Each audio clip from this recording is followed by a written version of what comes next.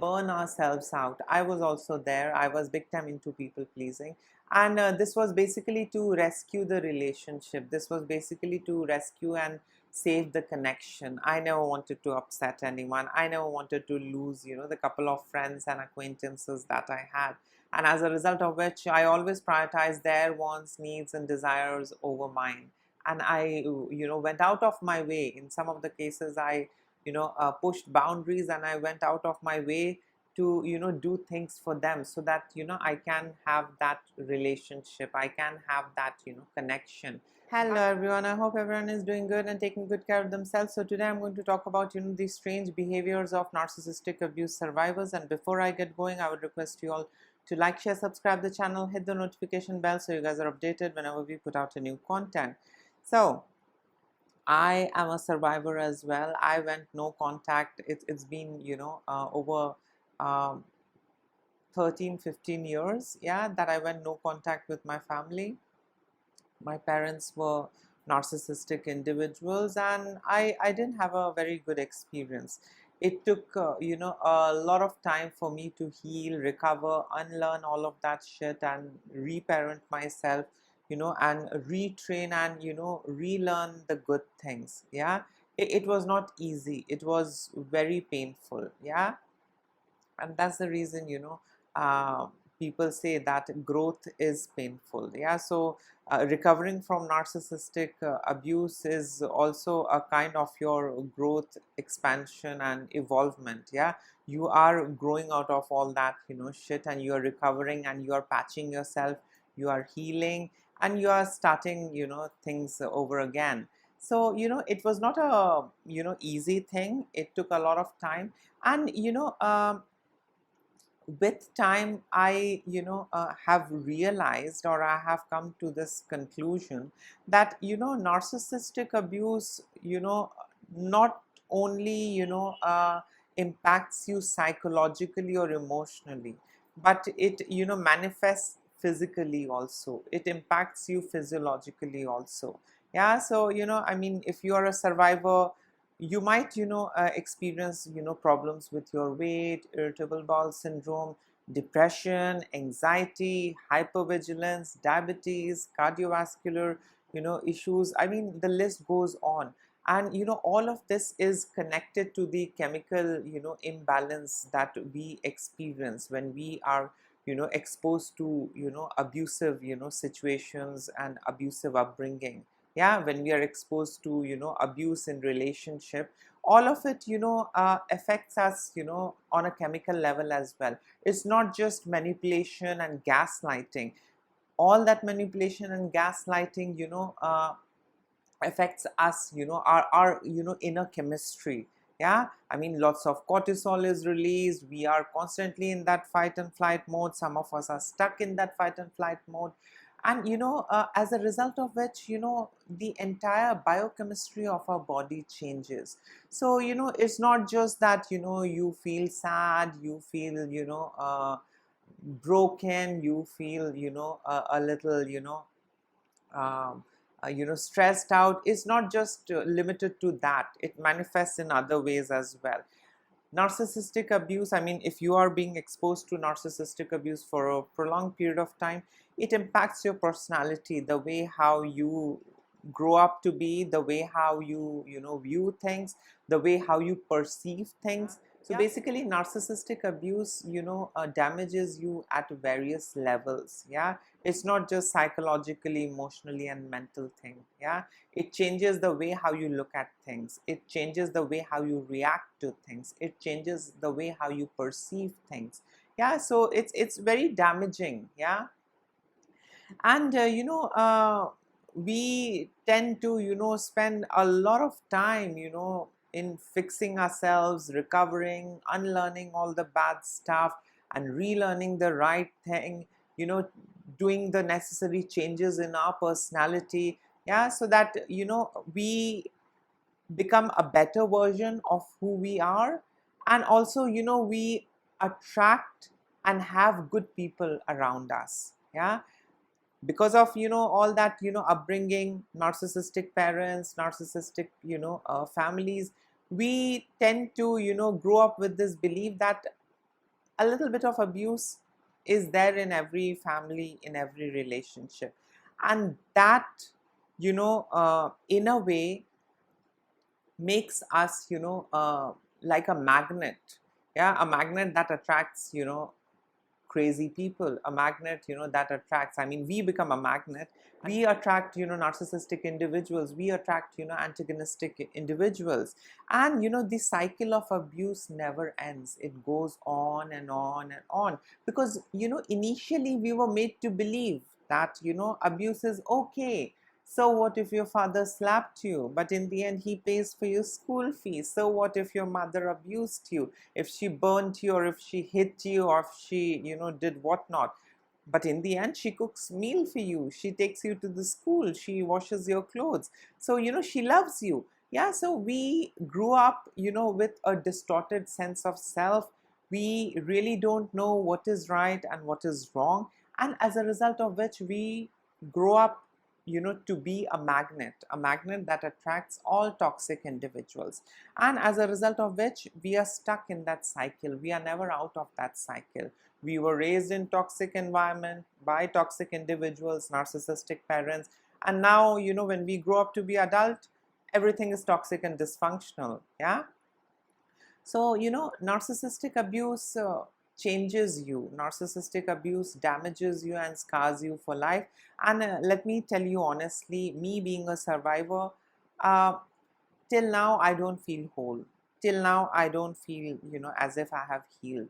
Yeah, and that's the kind of impact narcissistic abuse has over your mental health and physical health. You are transformed. I mean, you can do your bit, you can work on yourself, you can do the necessary changes, but you will never be the same. Yeah, you will feel as if some part of you is altered or changed or transformed or damaged permanently or beyond repair.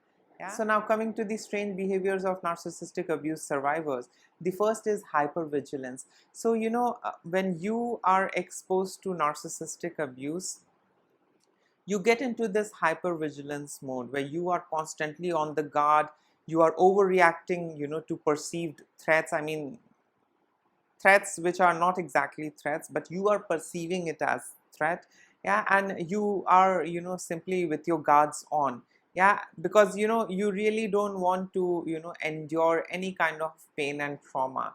Yeah, this is a kind of a defense mechanism where you perceive something as a threat, and now you have your guards on and you just want to protect yourself. You don't want to be hurt again. Yeah, so the first thing that we get to see with narcissistic abuse survivor is hypervigilance. They are hypervigilant all the time.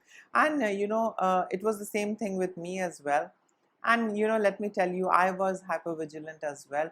you know uh, any change in the tone of speech or anything that was not as planned, or anything that was not informed to me, I used to perceive all of these things as threat. And I used to have my guards on. I used to be in that defense mode.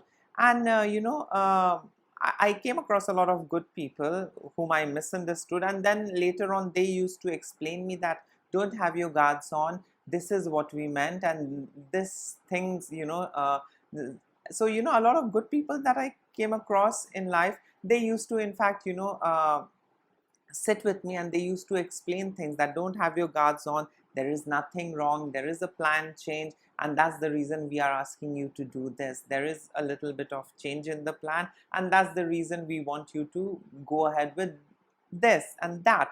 So they used to sit with me and talk things out. I mean, the good individuals.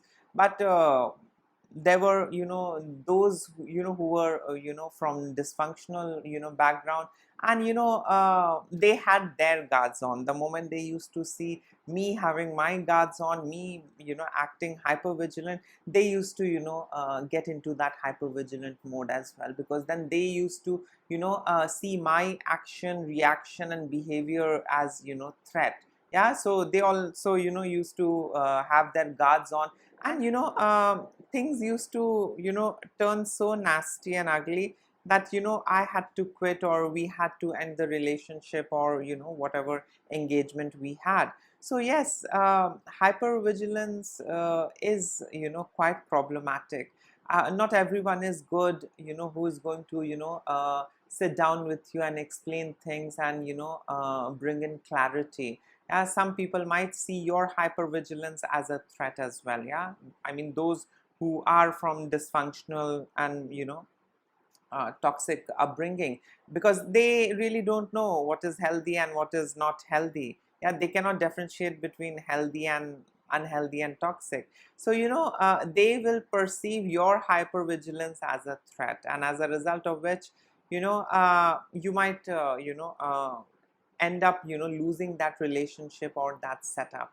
Yeah, so yes, the first strange behavior that we get to see with narcissistic abuse survivor is hypervigilance. Trust me, I got a lot of things because of being hypervigilant, but I lost a great deal of things as well, yeah, because of this behavior of being always hypervigilant. I remember that there was a time when I had no friends, because I was hypervigilant. I didn't want to experience any kind of hurt and pain, and as a result of which all of my friends left me. They used to call me a nutcase, a mad girl, a mad friend. And they used to isolate themselves. They used to simply disengage and end the friendship, saying that I'm all the time hyper vigilant. I keep playing different scenes and scenario in my head, and I assume things, and I perceive any goddamn thing as threat, and I become hyper vigilant, and I become defensive. So I paid the price. Yeah, it was not easy because of my hypervigilant behavior and attitude. I did lose a lot of good people. I did lose a lot of good opportunity. Yeah. The other strange behavior of narcissistic abuse survivor is people pleasing. So people pleasing is when you start prioritizing others' needs excessively, and you do this because you are scared, or you are afraid of any kind of conflict or disapproval. You really don't want to lose the connection. You really don't want to lose the relationship. I was also there. I was big time into people pleasing, and I used to burn myself out. And I used to do all of this because I wanted to latch on to that relationship and that connection. I never wanted to lose that. Yeah, because I was scared of being alone. Yeah, I was trained and groomed in a very different way by my narcissistic parents. So as a result of which, being all by myself was a very scary thing. I was very scared to be alone. I always wanted some connection, some friends around me. Yeah. And because of my people pleasing, behavior, uh, I often used to, come out as someone who's very weak, someone who is very accessible, and someone who is very easy to, take advantage of. And that's what people used to do. They used to take advantage of me. They used to, burden me with work. They used to exploit me. They used to abuse me. I really didn't know what was healthy and what was toxic, because I was trained to be a parent pleaser, and as a result of which, when I grew up, I became a people pleaser as well.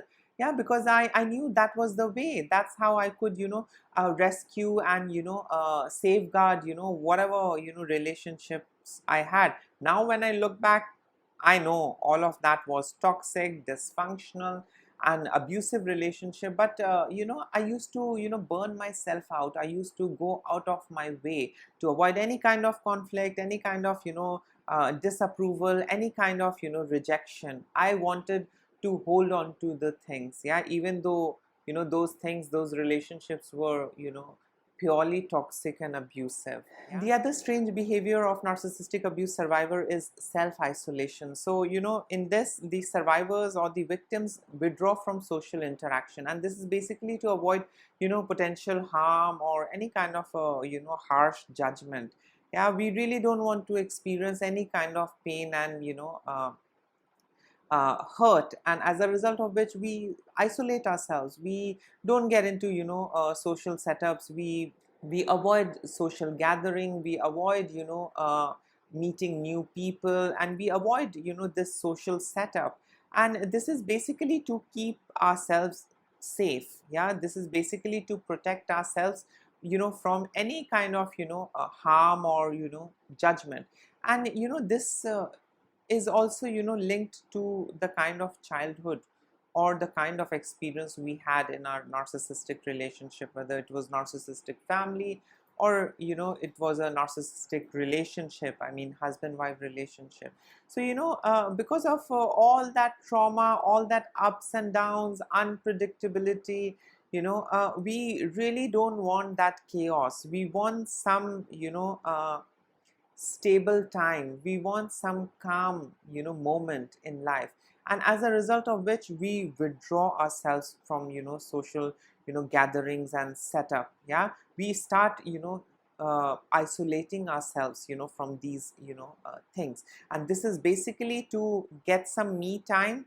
This is basically to feel safe, and this is basically to protect ourselves. Um, I don't think self isolation is bad, but in moderation, it's good. You can always go into that healing cocoon, isolate yourself, work on yourself, unlearn things, reparent yourself, heal yourself, and then come out and, interact with people, make new healthy connections. It's always good that way. But being 100% available to anyone and everyone, I personally think that that's not a, a good way, yeah, to move ahead in life. A lot of people say man is a social animal and all of that crap. I really don't agree to that. You should only do things that makes you feel good, and that uh, helps you grow and evolve. You shouldn't get into things, which hurt you in the end. Yeah. So, I mean, now and then, going into that, healing cocoon, isolating yourself, it's absolutely okay according to me. Yeah, it's not that you're suffering and you just want to, distract and numb yourself and soothe yourself by interacting with random people, and by being taken advantage by random individuals. I don't think that is, any good. Yeah. So self-isolation is okay in moderation. When you are isolating yourself to, unlearn, heal yourself, patch yourself up, then it's absolutely okay. But, isolating yourself from the rest of the world and locking yourself up in a room, for the rest of your life, that is not good. Yeah. We need friends. We need to go out. We need to, experience good things. We need to engage with people. Yeah. I mean, I really don't want to, suggest you all to just go out there and make random friends and have 10,000 friends, and none of them are your friends in true terms, and all of them are simply taking advantage of you. I don't want you to go ahead and do that. But have a handful of, good connections, good individuals around you with whom you can mingle, interact, and that's it. I think life will be good. Let me tell you, with my experience, I mean, earlier I used to have a lot of friends. With time, that circle became smaller and smaller. I started filtering, things out, and I started having this realization that a lot of the friends that I used to, perceive as friends were nothing more than acquaintances. Yeah, they were just there for some time and they wanted something out of me. Yeah, it was not friendship. Yeah, so a lot of filtration process happened. My circle became smaller and smaller and smaller. And in today's time, I really don't have a huge circle. I have got, 3 friends, and my partner, he's my best friend. So to sum it up, I have got 4 people in my circle including my partner, and I think I'm happy with it. Earlier I used to have like hundreds of friends. I know this guy, I know this girl, she's my friend, he's my friend, and none of them used to come forward to rescue me or to help me out in any difficult situation. Instead, all of them had a role to play. to push me into some kind of, shit or the other. Yeah, so, self-isolation is okay. Don't make yourself 100% available to any Tom, Dick, and Harry. I mean, have some reservations, have some standards, yeah, and operate accordingly. Yeah, don't make yourself 100% available, but don't isolate yourself as well. Yeah? The other strange behavior of narcissistic abuse survivor is excessive apologizing. Yeah, you are into frequently saying sorry even though when you are not at fault, and this is all to maintain peace, avoid conflict, save that connection, relationship. Yeah, so I was also there. I was big time into apologizing, even though I never used to do any mistake, or I never used to hurt, or cause any kind of problem, but still I used to apologize to individuals, and this was basically to safeguard the relationship. Yeah, that dysfunctional relationship. This was basically to maintain peace. This was basically to make other party feel good. This was basically to create a kind of a very I would say a peaceful environment. Yeah, even though if the culprit is not apologizing, I used to step up and I used to apologize on their behalf. I am sorry, on behalf of so and so. I used to do that. And now when I look back, I wonder what exactly happened with me. What kind of a conditioning and brainwashing I was put through, that I became such a people pleaser, someone who was into excessively apologizing, someone who was doing things which I was not supposed to. Yeah, so any healthy individual is not going to over apologize. Now I apologize if I am at fault, if I hurt someone, if I do some mistake. Yeah, then I apologize. Otherwise, I'm not into apologizing unnecessarily. But the earlier version, I mean, the earlier Sarah, she was big time into excessively apologizing. Yeah, she used to apologize for the things which she didn't do, and this was her way of maintaining peace, and this was her way to hold on to those fragile relationships. Yeah, those dysfunctional toxic relationships. The other strange behavior of narcissistic abuse survivor is difficulty making decisions, and this is because when you are raised by narcissistic individuals, or when you are in a relationship with a narcissist, you are constantly gaslighted. Yeah, and as a result of all that gaslighting, you tend to doubt your own self, you tend to doubt your own feelings. Yeah, you tend to doubt your own decisions. Yeah, and as a result of which, it becomes very difficult for you to make any kind of decision.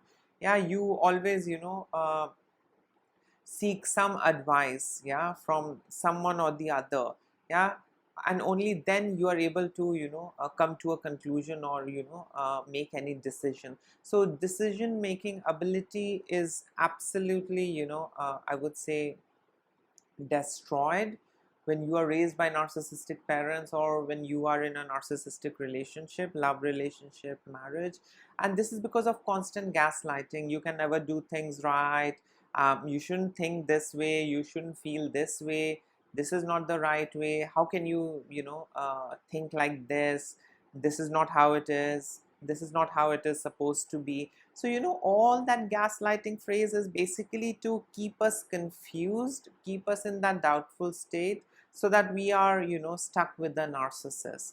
If we are empowered, if we are validated in a healthy and the right way, we might not play along, we might not buy the narcissist shit.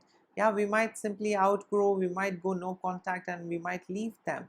So this is how narcissistic individuals, narcissistic parents, narcissistic spouse, narcissistic bosses, and friends interact. They communicate with you in this language. Yeah, the language of gaslighting. Yeah, so gaslighting is the language narcissistic individuals communicate with you. Yeah, they gaslight you, and they are never going to tell you, yeah, this is right. you did it so well, they are never going to validate you. Instead, they are going to, put you in that doubt. They are going to, make sure that they, crush your self-esteem, self-worth, and confidence to such an extent that you start doubting your own feelings, you start doubting your actions, you start doubting your emotions. Yeah, you would need someone to validate your thoughts, you would need someone to validate your emotion and feelings.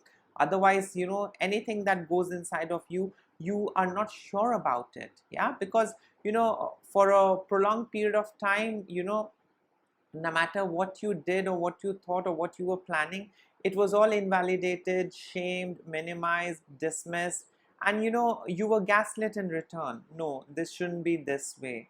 This is not the right way to think about things. Oh, come on, stop overacting. You shouldn't feel this way. You shouldn't feel that way.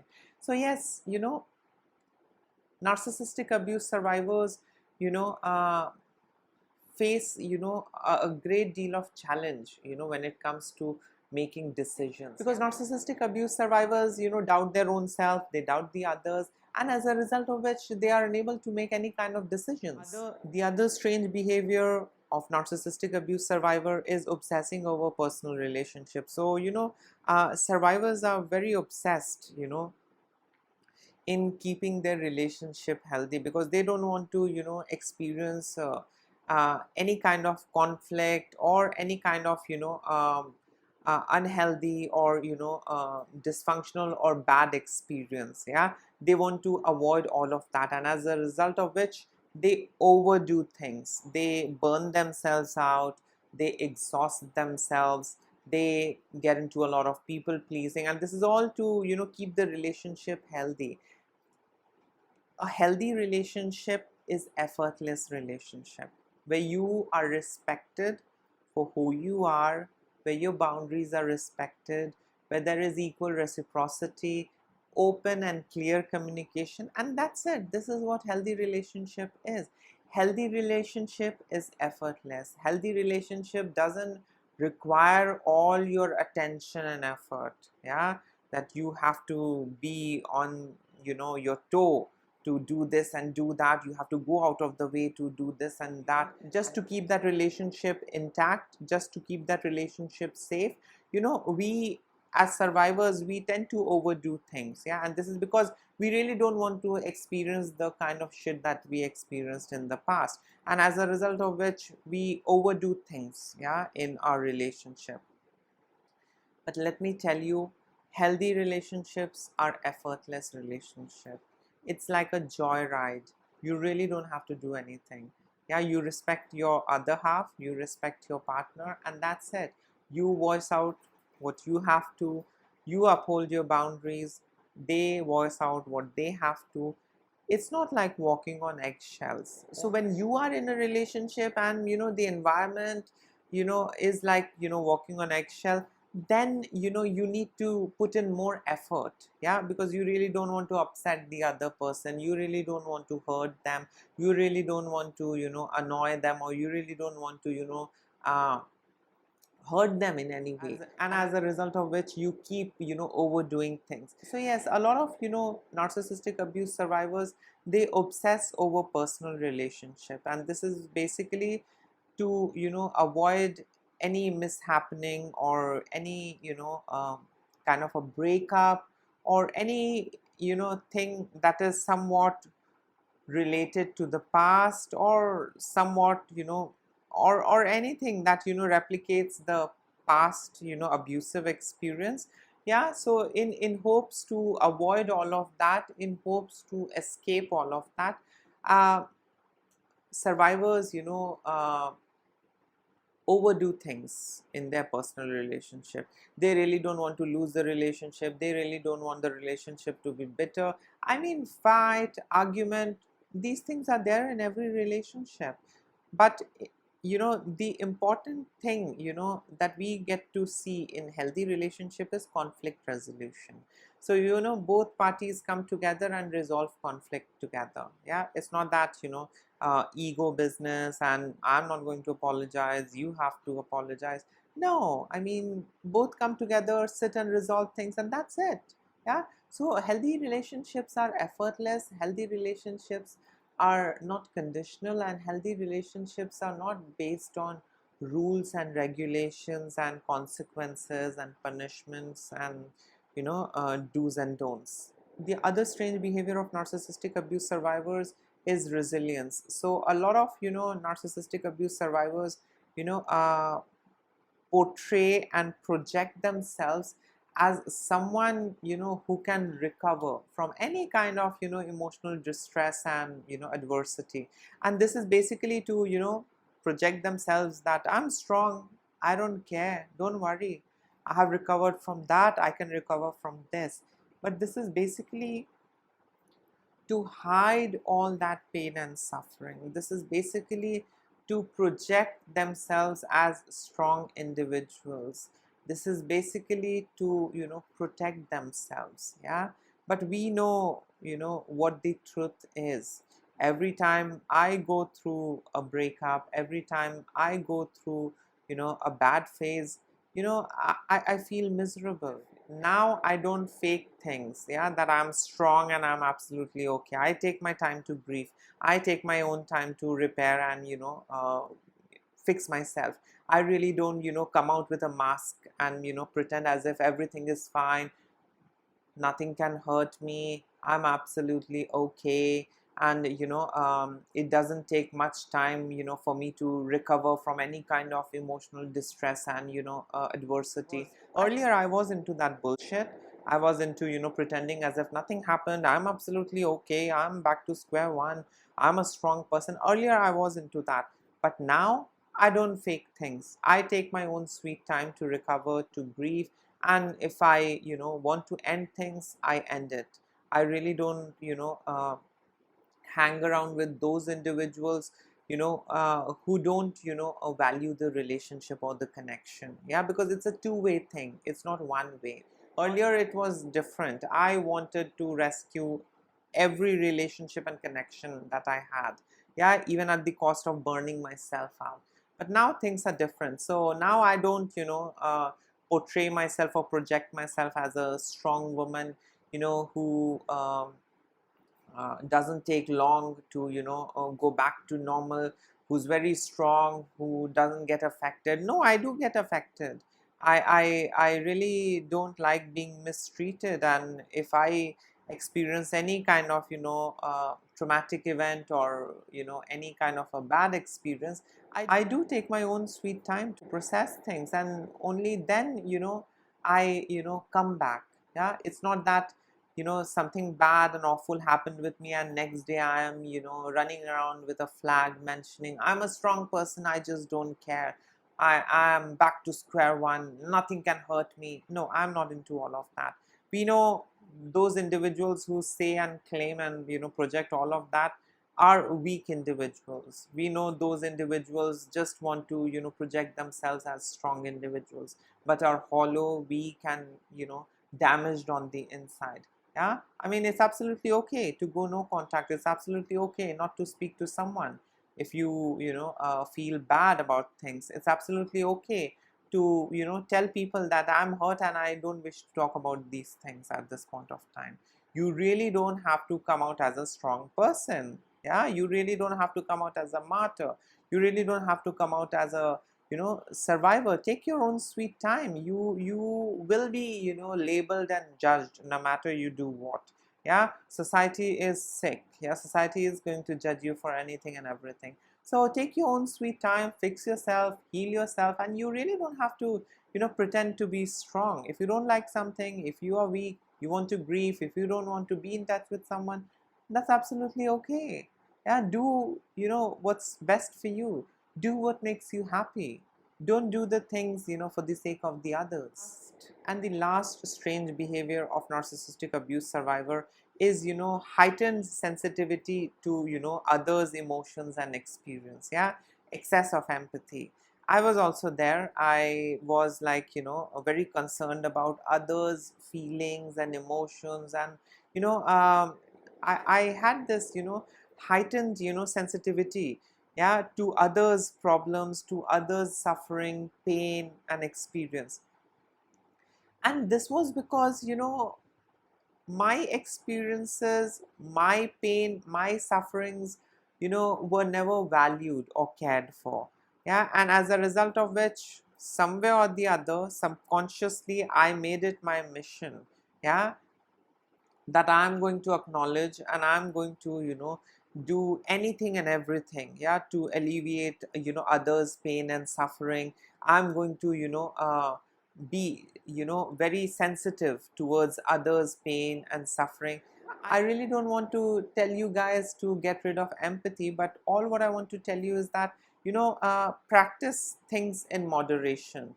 Don't be, oversensitive. Don't have this heightened sensitivity, towards others' pain and suffering. Yeah, I mean, it's not your duty to rescue anyone and everyone. Yeah, I get it. You were not rescued. I was not rescued. But that doesn't mean that, I make it my life's mission to keep rescuing others. I have to focus on my own self, my well being. And if I can, and if I am capable, and if I am in a position, and if the relationship is as such, then I might extend support.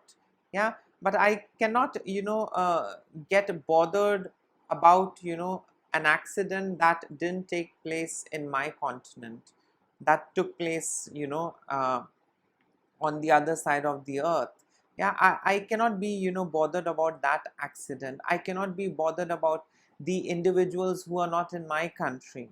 Yeah, I need to see what is, close to me. I need to, focus on the things that is at hand. I need to focus and, care for things that is close to me, around me.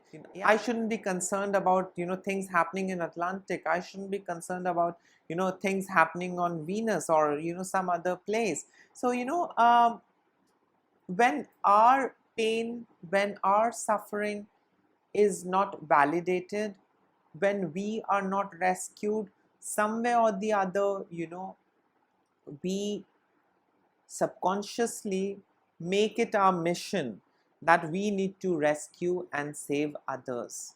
Yeah, but that's not right. That's not how, you need to go about things. Yeah, first focus on yourself, and then, you can focus on your loved ones and those who are close to you.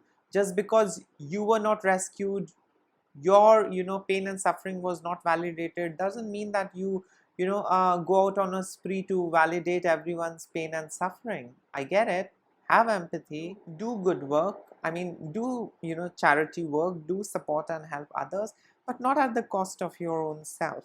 Yeah, once you are fixed, once you have patched yourself up, once you have healed, once you have fed your own self, once you have taken care, of your shelter, of your medicine, of, anything, only then, think about the others. Yeah, so in simple terms, become a little selfish. First focus on yourself, and then focus on the others. Yeah, because no one is going to, give you this badge of honor that you were, like Mother Teresa, you were like this saint, you were like that saint.